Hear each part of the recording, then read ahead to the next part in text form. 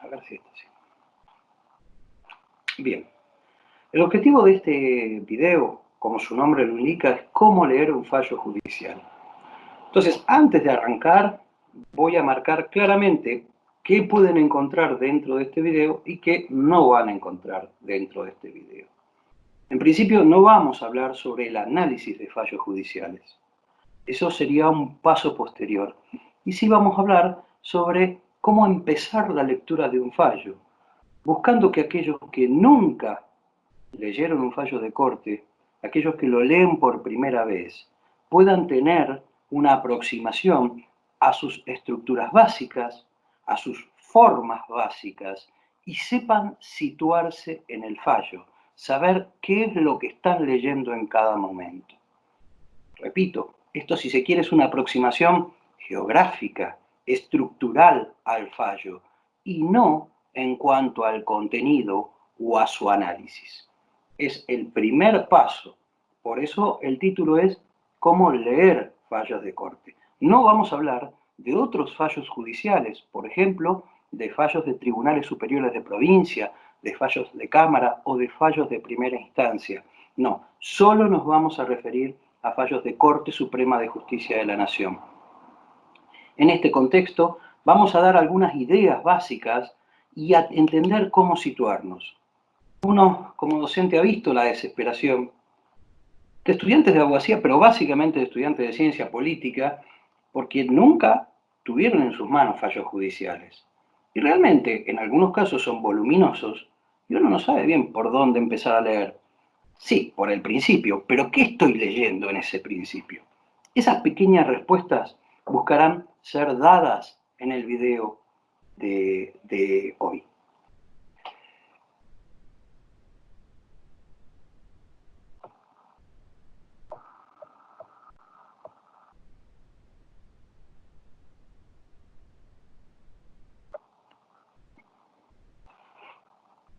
Bien. Como dije recién, vamos a buscar acercarnos a la idea de la estructura de los fallos de corte. Primer punto central. La Corte publica sus fallos, actualmente todos sus fallos, pero en general había una selección editorial en una colección que se llama fallos. Y esa colección individualiza los fallos con un número al principio, luego 2 puntos y otro número que le sigue. Ese número del principio es el número del tomo de la colección fallos en que se encuentra justamente ese fallo. El número que le sigue es la página donde inicia ese fallo. Por ejemplo, todos hemos escuchado hablar, o seguramente escucharán hablar, del fallo Edmejian con Sofovich. Libertad de expresión, supremacía de los tratados por sobre las leyes, derecho a réplica y otras tantas cuestiones. Bueno, ese fallo se encuentra en el tomo 315 y arranca en la página 1492. Edmejian con Sofovich es fallos 315, 1492. En general, vamos a encontrar que en la colección de fallos de la Corte, acá puse una hoja que les puede servir de ejemplo, en la colección de fallos de la Corte, esto es justamente, está dentro del fallo de Edmejian con Sofovich, en esa colección existen lo que se llama sumarios. Antes del fallo de la Corte, la propia Corte hace un trabajo editorial con el fallo, oficinas de la Corte, por supuesto, ¿no? Y selecciona párrafos, conceptos, cuestiones que entiende relevantes y que surgen de ese mismo fallo. A esto se lo denomina sumario y se pueden buscar fallos a través del sumario, conjunto de fallos a través de voces del sumario o conceptos del sumario. La página de la Corte, que ahí figura, cortesupremadejusticia.gov.ar, en la página de la Corte encontrarán múltiples buscadores de fallos y los invito realmente a revisarla, porque tiene información muy útil para el que estudia y el que litiga. Bien, el proceso frente a la Corte es básicamente escrito. este es otro elemento claro. No hay un elemento de oralidad en el proceso frente a la Corte Suprema de Justicia de la Nación. Es real que la Corte, a partir de varias acordadas, ha ido reglamentando la posibilidad de convocatoria a audiencias públicas y la posibilidad de participación de lo que se llaman amigos del tribunal. En general, cuando hay casos que tienen un importante impacto institucional o social, la Corte abre una instancia de audiencia y permite la participación no solo de las partes y de quienes inviten las partes, sino de amigos del tribunal, esto es, terceros, sociedad civil, que tiene alguna cuestión para decir en la causa y alguna expertise relacionada con la misma también. Estas audiencias se han transformado en un elemento novedoso a los efectos de resolución de determinados casos de alto impacto social. Por supuesto que las audiencias no generan elementos vinculantes para la Corte, pero es muy interesante verlas, porque si después uno analiza lo que ocurrió en esa audiencia con la sentencia posterior de la Corte, se va a dar cuenta que muchas de las preguntas de los jueces y de las juezas de la Corte ya podían marcar un camino sobre lo que entendía central la Corte Suprema en ese caso y a los efectos de su resolución. Con esto lo que quiero decir básicamente es que tengan presentes para el estudio de casos, a posteriori, las audiencias públicas previas en el caso de aquellas sentencias que generaron este tipo de convocatoria. En muchos casos vamos a encontrar el dictamen del Procurador General de la Nación, que en algunos supuestos es obligatorio y en otros lo remite la propia Corte cuando hay intereses federales en juego. ¿Qué es este dictamen? En principio vamos a decir que no es vinculante. ¿Y qué significa que no es vinculante? Que la Corte va a leer el dictamen del Procurador General, pero no tiene la obligación de seguirlo. Indudablemente, el procurador va a hacer un análisis de la causa, va a opinar en relación a la competencia de la Corte en ese supuesto, en relación a la procedencia del recurso por el cual se llegó a la Corte en ese supuesto también, y en muchos supuestos también va a establecer, atado al conjunto de precedentes relacionados con cuestiones análogas, lo que sería a su criterio la resolución del caso. Ese dictamen del procurador tiene mucha utilidad en algunos supuestos. Por ejemplo, muchas veces hace un muy buen raconto de lo que era la jurisprudencia de la Corte en esa materia antes de ese fallo. Por supuesto, porque el fallo todavía no estaba resuelto. Y en otros casos, la Corte directamente hace mención al desarrollo del procurador y evita volver a detallar con precisión hechos y derechos en relación al caso en cuestión. Por eso puede ocurrir que haya fallos que ustedes encuentren que están precedidos por el dictamen del Procurador General o en algunos casos del Procurador Fiscal. Acá les doy un ejemplo que suele verse mucho cuando estudiamos autonomía municipal en distintas materias, gobiernos locales o derecho provincial y municipal, y a veces en derecho constitucional también, que es el fallo Rivademar. El fallo Rivademar, espero que puedan ver esta filmina, está precedido por el dictamen de la Procuradora Fiscal, que era la doctora Reiris, y después del dictamen, por supuesto acá pongo 3 puntos, estoy cortando lo que es la cabeza del dictamen y el fin del dictamen, que es mucho más extenso que esto, está claro. Viene a continuación el fallo de la Corte. En este caso, en Rivademar, el dictamen de la Procuradora resultó interesante porque efectuó una descripción exhaustiva de cuál era la posición de la Corte en relación a la autonomía municipal, a la negatoria a la autonomía municipal de los precedentes de Corte. Y por eso es interesante leerlo también, para ver cuál era el desarrollo argumental de la Corte hasta este momento, hasta el año 1989, para decir que los municipios eran entidades autárquicas o a lo sumo eran lo que cada constitución provincial establecía. La Corte arranca su fallo Rivademar y va a plantear una cuestión distinta. Como todos sabemos, o vamos a saber, Este es el famoso fallo de la autonomía municipal previo al año 1994. Acá la Corte da vuelta esa jurisprudencia que cita Reiris en su dictamen. Y por eso acá tiene mucho interés el dictamen. Nos tiene este interés para el estudio de lo que deja de lado la Corte, de lo que se aparta la Corte en este nuevo precedente que modifica toda la jurisprudencia de ella misma anterior a esa fecha. Otro caso en donde vamos a estudiar seguramente a lo largo de la carrera y vamos a encontrar el dictamen del procurador es el fallo Hoff. En el fallo Hoff, la Corte, bueno, acá nuevamente recorté el inicio y el final del fallo, en este caso del procurador, el doctor Becerra, y después inicia el fallo de la Corte. Y vamos a ver que en el fallo de la Corte, justamente, si bien hace un desarrollo muy fuerte de lo que estudiamos en igualdad, en cuanto a hacer lugar a la demanda, el relato de los hechos, dice, están adecuadamente formuladas por el procurador y nos remite a el relato de los hechos que hace el procurador.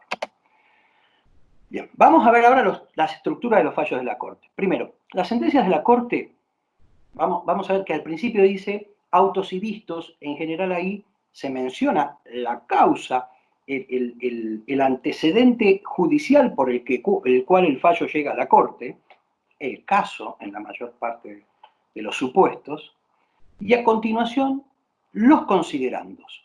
Los considerandos son párrafos o conjunto de párrafos que se numeran y que pueden tener unidades temáticas o no. Los fallos de la Corte se dividen en considerandos. En general, los considerandos no tienen subtítulo. Los considerandos no llevan ni un título ni una identificación temática especial. Aunque ha habido casos, creo que ahora recuerdo a Clavel, muy complejos, en donde alguno de los votos sí tomó esta metodología de titular considerandos o conjunto de considerandos. Pero es habitual que no exista titulación. Y también es habitual que no existan notas al pie en los fallos de la Corte. Las citas se dan dentro de los considerandos. Luego de los considerandos aparece la parte resolutiva, que es el desarrollo de los considerandos y a partir de ese desarrollo, ¿qué se resuelve? En la parte resolutiva está lo que se resolvió en el fallo a partir de lo que, o de los fundamentos que vamos a leer en los considerandos. Y luego de la resolución aparecen las firmas de los jueces, que en muchos casos son los nombres, y a veces aparece la firma hológrafa, depende de las copias que nos lleguen para estudiar ese fallo.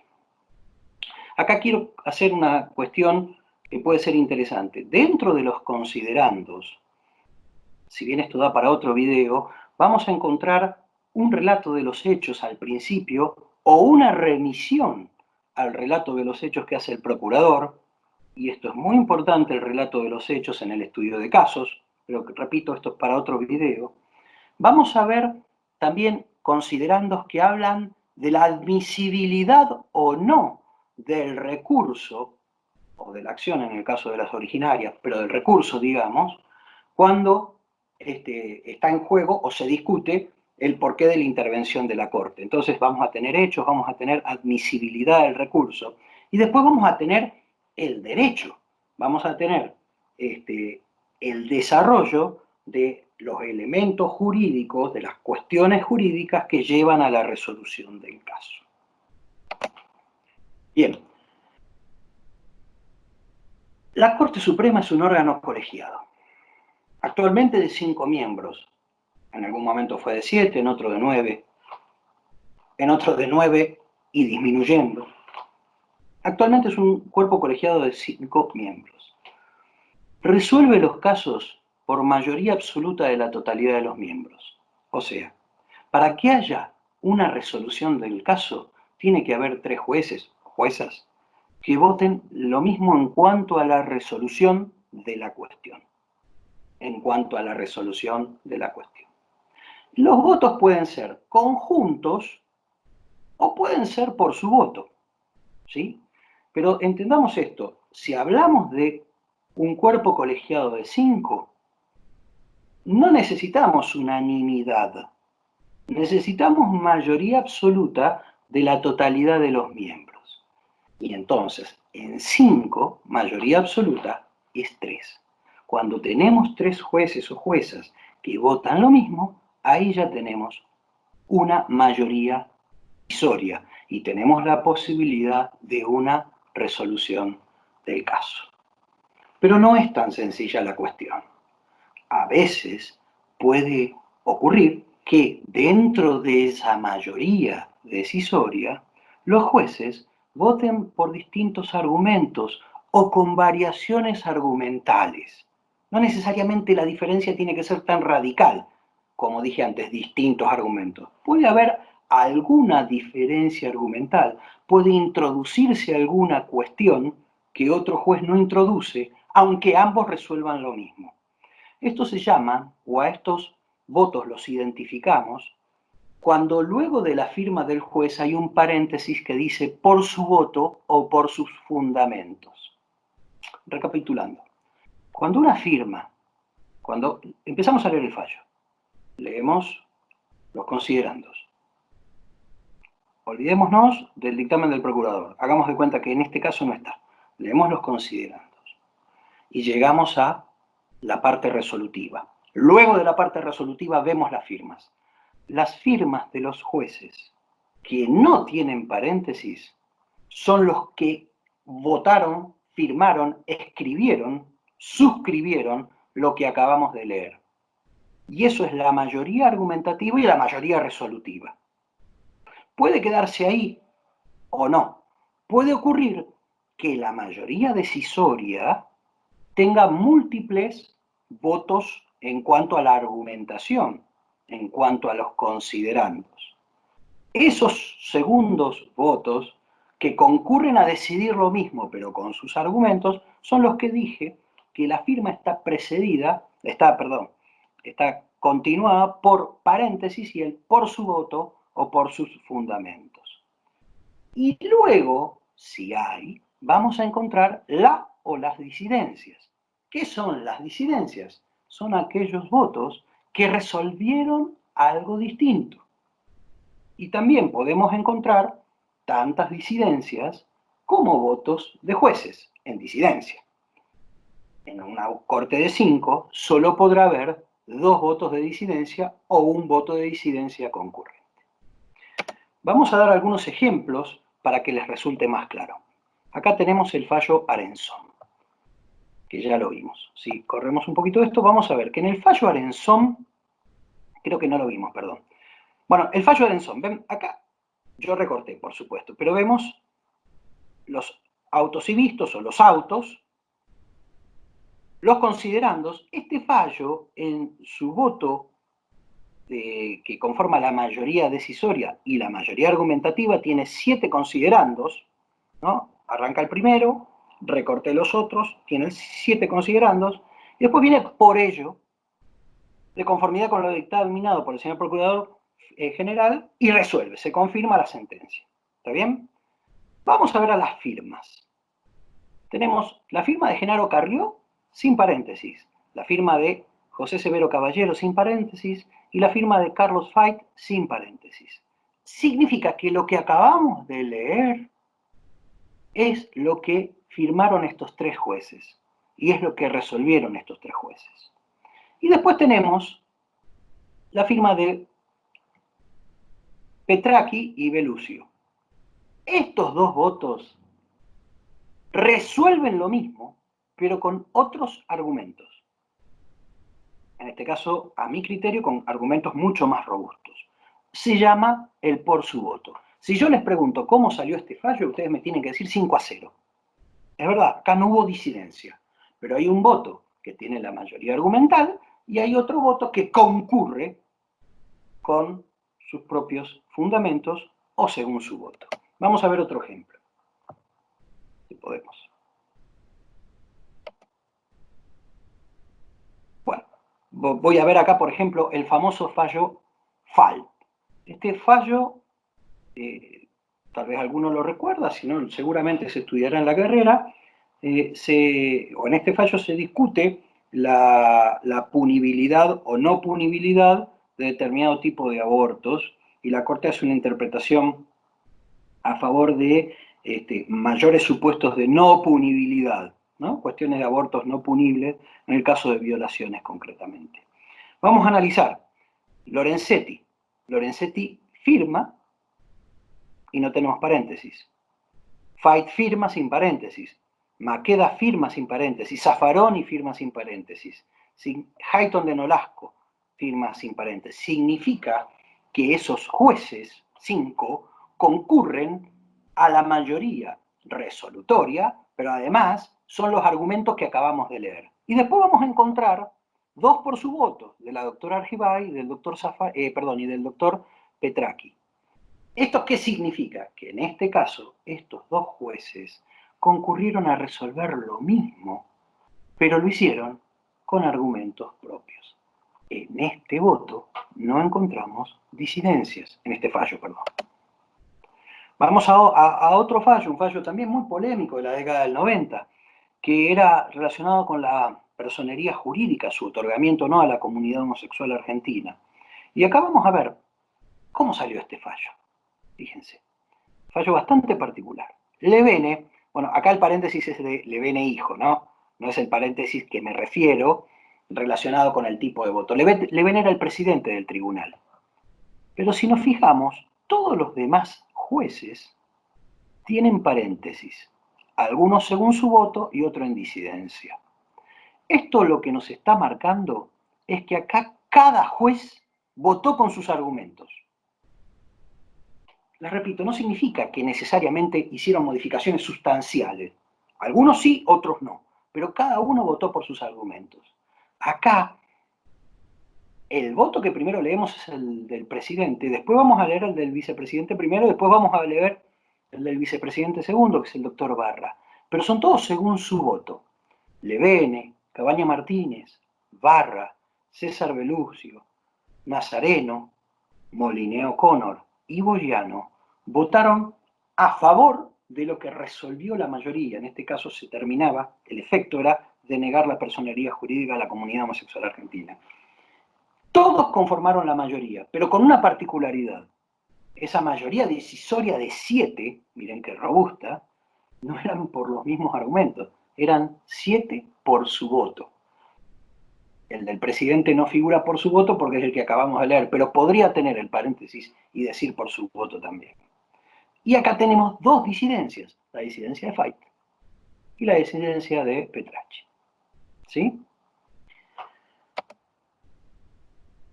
Bueno, acá van a tener un pequeño resumen de lo que acabo de explicar en los casos en concreto. Básicamente, les repito.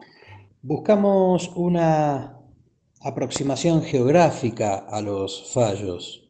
Hay algunas licencias técnicas que me tomé, pero a los efectos de entender cómo abordar ese fallo que por primera vez nos dan, me parece que las herramientas están.